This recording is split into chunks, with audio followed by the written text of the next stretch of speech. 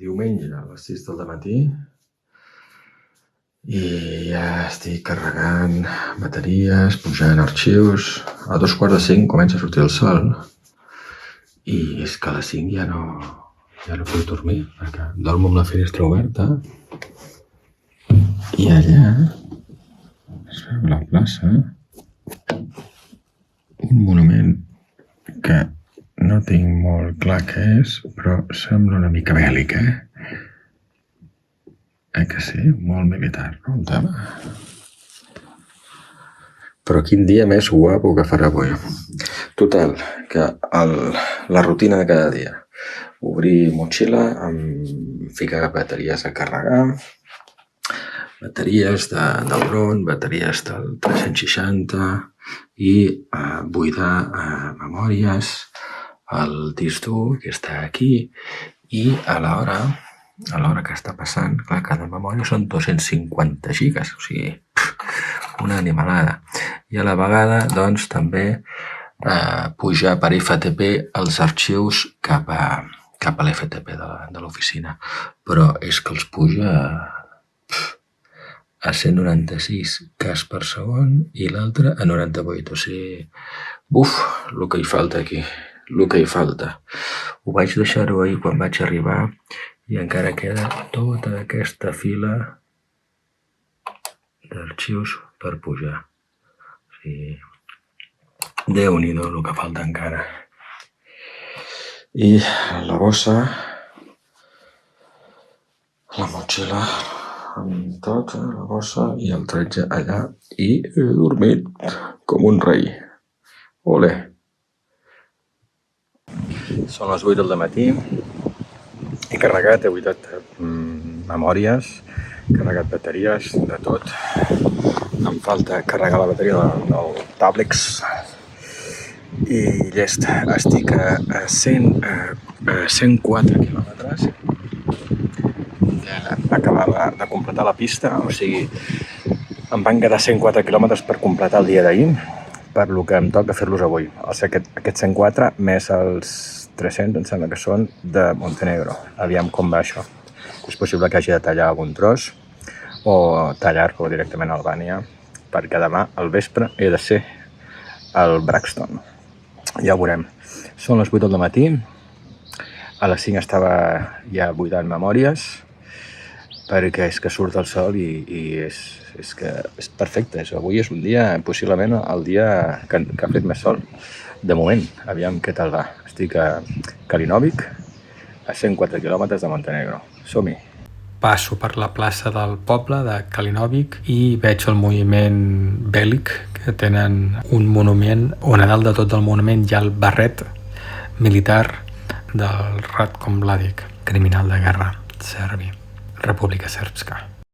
Carrego benzina, surto del poble i a pocs quilòmetres comença la traça fabulosa, boscos, vaig a parar a un llac espectacular, estic una estona allà i segueix sent un paisatge de muntanya molt xula.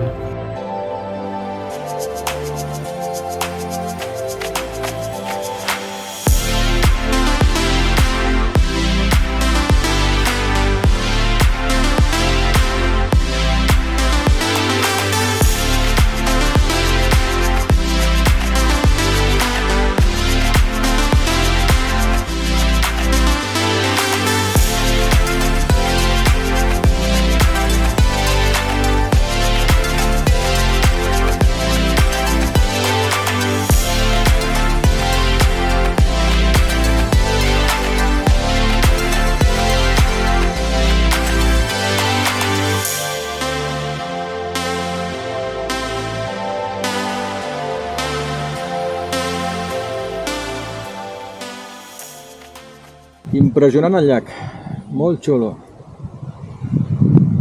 que es nutreix d'aquell riuet que va baixant. Si és el filtre que pinta, perquè si no, ho hauríem deixat això. Som-hi!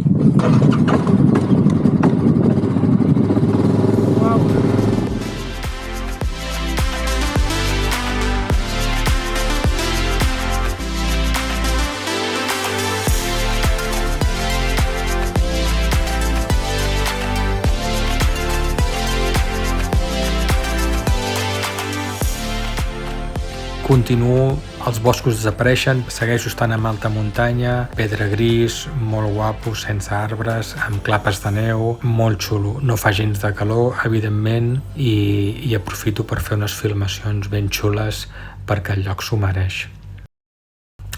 Arribo a la frontera entre Bòsnia i Montenegro i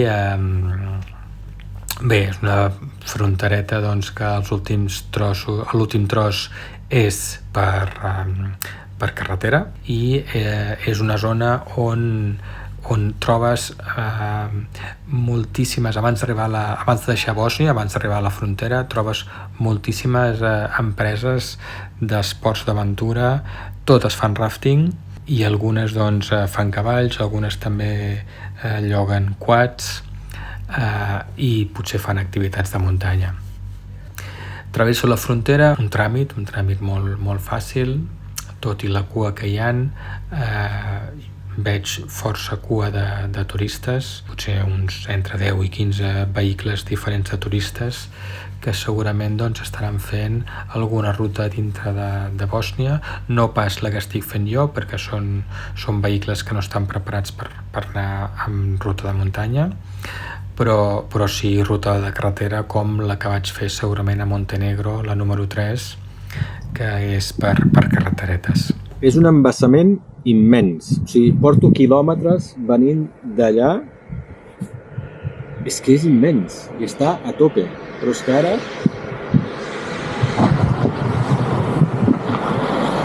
he arribat aquí després de quilòmetres, que porto quilòmetres, i arribo aquí i es divideix, o sigui, és que és immens.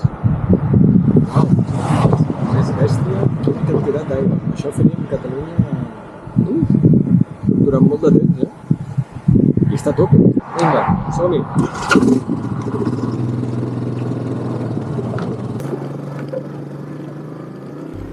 A Montenegro torno a entrar a Montenegro, el que passa és que ara estic al nord, i tota aquesta zona és muntanya espectacular i aquí faig un tros de la ruta número 1 fins que enllaço amb la pista. La pista em puja fins a empalmar part de la ruta número 1 que hi ha dormitor. Dormitor és espectacular el tema de muntanya, dormitori Komárnica.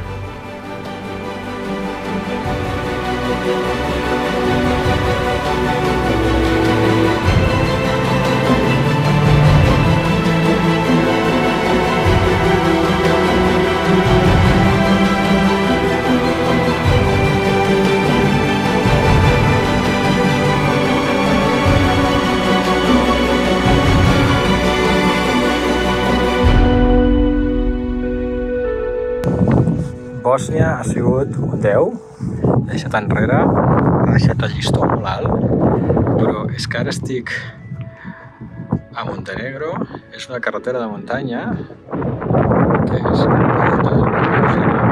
impressionant. Uau, fa fred, Però i amenaça tormenta allà al darrere, que és que no veig. Però que guapo. Ara no passa ningú, però hi ha trànsit i la majoria són turistes. Amb aquesta carretera és estreta, ara aquí és més ampla i té marges, però hi ha trossos on és més estreta i no hi ha marges. A un cantó tens paret i a l'altre cantó tens barranc. Doncs hi he vist autocaravanes. Pame bojos. Quina passada. Quina passada. Quad! Guai! Que sí? Anava a fer una foto i estava tocant el sol a la muntanya i ja torna a tocar l'ombra, que és un olla. 240 quilòmetres per travessar Montenegro i de moment espectacular. Me'n vaig cap allà, que fa un gris que amenaça tormenta. Però fa 2 dies i ha sigut 4 gotes durant els 2 dies i de moment s'està aguantant molt bé. Continuo després fins a Komárnica, també unes vistes impressionants, i torno enrere cap a Dormitor, però abans d'arribar a Dormitor aquí és on comença la pista que em portarà cap a l'est. I aquí, res, a la segona curva ja trobo moltíssima neu en baixada, i aquí és on anant sol es complica molt el tema, perquè la neu, una és que se'm pot quedar el quad ensorrat, i si toca la panxa malament ho passaré per treure'l. Número 2 és que és en baixada, per lo que ja no és que potser no se'm queda parat, o si no se'm queda encallat, però la neu em farà patinar perquè està en baixada i em portarà la neu allà on em vulgui. Amb la inèrcia i la velocitat no controlaré jo el quad, sinó que serà la neu la que em farà patinar i anar el quad cap a baix.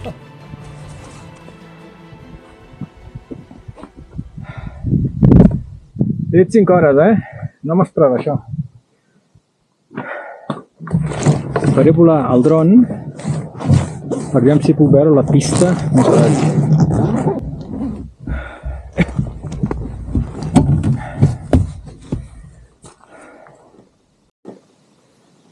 Per aquí poden haver dos problemes.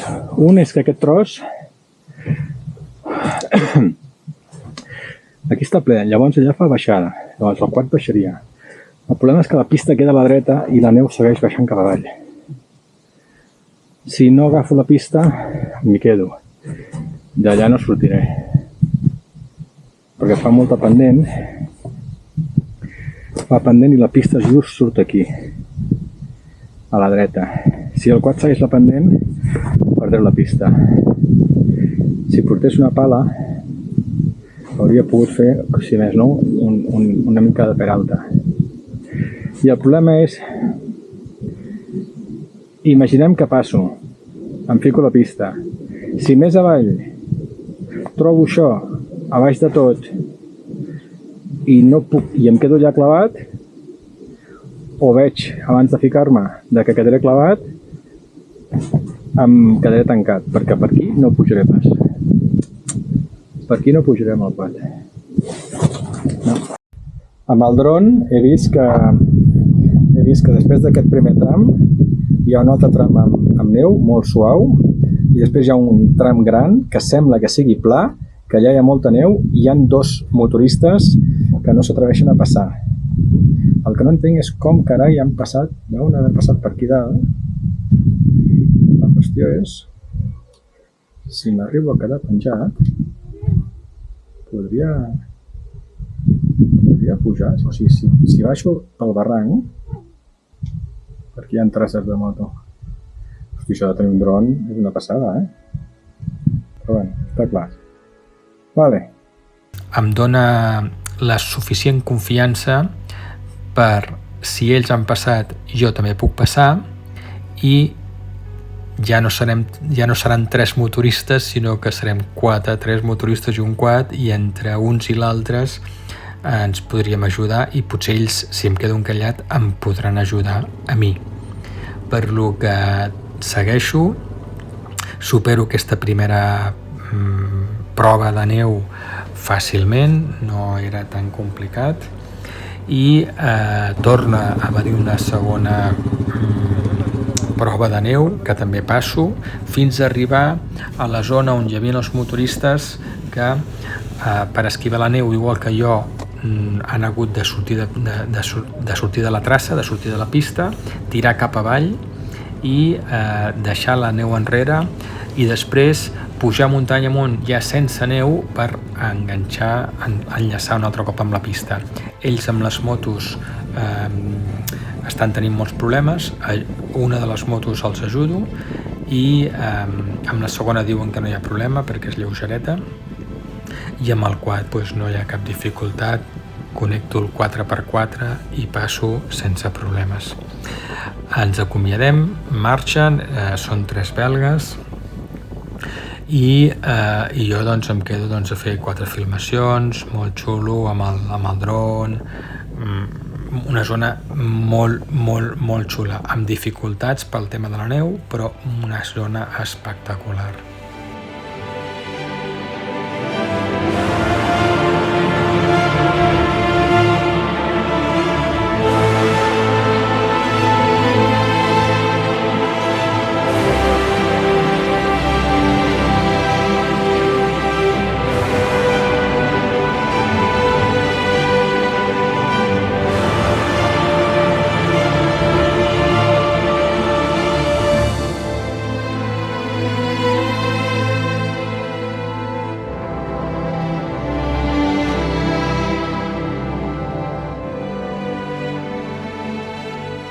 El dia va passant amb zones de muntanya, vaig trobant neu, però ja no hi ha dificultat, i ja avançada la tarda hi ha unes pedres bloquejant el camí, però unes pedres entenc que per tema informatiu, com que no hi passem, però considero que la traça passa per allà i segueixo. I més endavant, uns quilòmetres més endavant, em trobo un francès que està de cara. O sigui, està fent la traça al revés. El paro, parlem, i no és que estigui fent la traça al revés, l'estava fent igual que jo, però ha arribat un punt que amb la moto no ha pogut passar i ja ha fet marxa enrere. M'explica una mica la situació i decideixo continuar. Ell va amb una moto molt pesada, grossa, amb molt equipatge, com jo, però ell amb 2 rodes ho té força més complicat que no pas jo, que vaig amb 4 i a més amb tracció a les 4 rodes, si volgués. Per lo que continuo. Em trobo amb la neu aquesta que ell diu, la passo, tot i que m'adverteix que són uns 8 quilòmetres en un estat semblant. Però passada aquesta primera situació, les demés són més lleugeres o es poden esquivar amb rutes alternatives sense dificultat. Per lo que continuo, val la pena perquè tota aquella zona és molt, molt, molt guapa. L'únic que em trobo són pastors, a part del francès que estava de tornada, i ja des d'allà enllaço amb ruta de prats, alta muntanya, però prats verds envoltats de muntanyes de neu, molt guapo, digne. O sigui, m'ha sorprès molt Montenegro, tota aquesta zona. Tot el que tenia de Montenegro és el tros que vaig fer al sur, a Kotor, plena de turistes, un creuer, restaurants, o sigui, com si fos la Costa Brava. I aquí estic a alta muntanya. M'he trobat pocs turistes amb cotxe per la carretera aquella de dormitori Komárnica, però un cop ja en pista m'he trobat aquests, els 3 belgues i el francès, i ja està, ningú més, tot el més pastors. Aquí, en aquesta zona de prats envoltat de muntanya, em trobo amb 2 quads nous, dos nois d'allà, montenegrins, que un parla anglès, intercanviem 4 paraules, em desitja que ens ho passem molt bé, i continuo. I a partir d'allà se'n fa de nit, tallo pista, ja vindrà un altre dia, baixo fins a la carretera, baixo de muntanya fins a carretera, i de carretera a pocs quilòmetres em planto a Podgorica, a la capital, i d'allà continuo, passo per fora de la capital, no vull entrar amb tot aquell bullici i tot això, i de nit. Continuo cap a la frontera amb Albània, decidit de travessar la frontera fins que, abans de la frontera, passo per una població relativament petita, Tusi. És un quart de 10 del vespre del diumenge.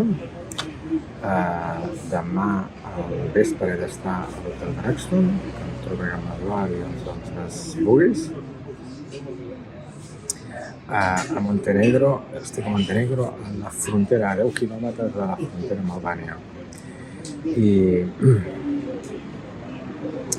la ruta ha sigut tremendament fabulosa, però he hagut de tallar l'últim tram, em faltaven uns 100 quilòmetres o 130 quilòmetres, i he hagut de tallar, però segur que era guapíssima perquè tota la muntanya, tota la serralada que he vist venint, per aquest cantó no és practicable, però passava pel darrere per lo que estava en frontera amb Albània, i brutal segur.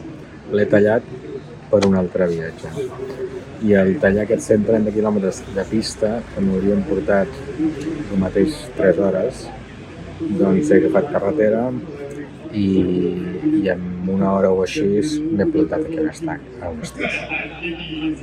Estic a l'hotel Líria. Líria. I estic bevent la cervesa d'aquí i el Chevaki. El Chevaki és la segona vegada que el prenc, que me'l menjo. I bueno, res, he passat per aquí i just quan m'estava acostant a la porta per baixar el quart i demanar preu de l'habitació, ha sortit el propietari, ha sortit un home, xandall, però no l'ha trobat a l'hort, i molt simpàtic. D'on ets? No sé què, a Barcelona.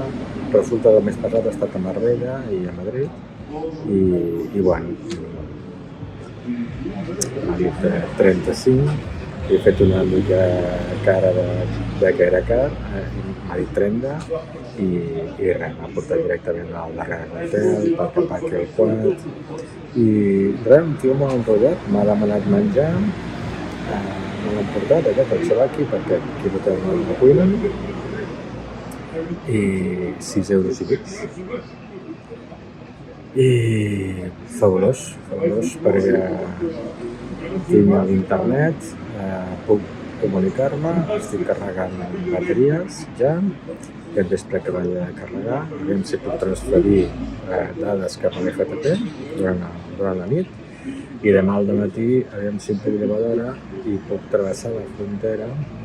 I dubto que pugui fer-ho al llac, perquè al llac el barco surt a les 9 i dubto que a les 9 a l'esmorzar l'hora a les 7 que marxi a les 8 i evidentment travessar la frontera i arribar al llac no em dona. És una pena, però ara aquest vespre després de sopar miraré bé quina ruta puc fer, perquè en tinc tres rutes per fer. Ja vaig preveure que potser hauria de tallar i anar ràpid i aquesta, la que tallo, no passo pel llac, però les altres dues anteriors sí que passo pel llac, me les miraré i aviam què tal. Si arribés al llac abans el llac no és un llac, és una presa, un embassament. El que passa és que per anar a l'altra punta no hi ha pistes, no hi ha carreteres i on hi ha l'embassament, on hi ha la presa, hi ha un ferri que et porta fins al final. Em sembla que dura uns 30 minuts i surt a les 9. Però s'ha de fer reserva, que jo no la tinc, per lo que podria ser que no hi hagués res. Ho dubto perquè és dilluns i no estem en temporada alta, però no se sap mai. Ja ho veurem.